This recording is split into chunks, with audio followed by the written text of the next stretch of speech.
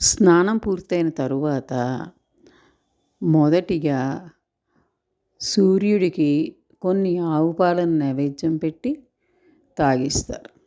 తరువాత ముందు రోజుగానే ఒక పురోహితుడిని మరుసటి రోజు ఇలా పురుషస్నానం అయ్యాక పుణ్యావచనం చేయించడానికి రావాలని చెప్పి ఒక టైం చెప్పుకుంటారు. 7కో 7:30కి అలాగా.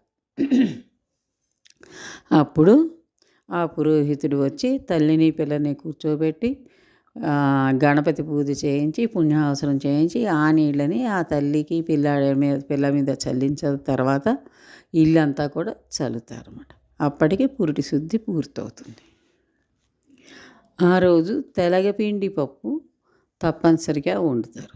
ఇష్టం ఉన్నవాళ్ళు వెల్లుల్లిపాయలు వేసుకుంటారు, లేని వాళ్ళు వేసుకోరు.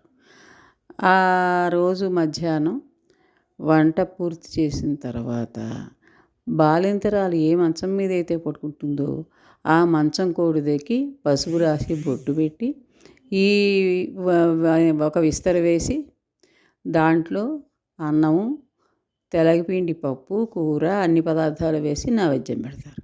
ఆ నైవేద్యం పెట్టినటువంటి విస్తరిని చాకలమ్మాయికి ఇస్తారన్నమాట. తర్వాత కొంత డబ్బు కూడా ఇస్తారు చాకలమ్మాయికి. ఎందుకంటే చాకలమ్మాయికి ఇస్తే కడుపు చలవని అలా చేస్తారు.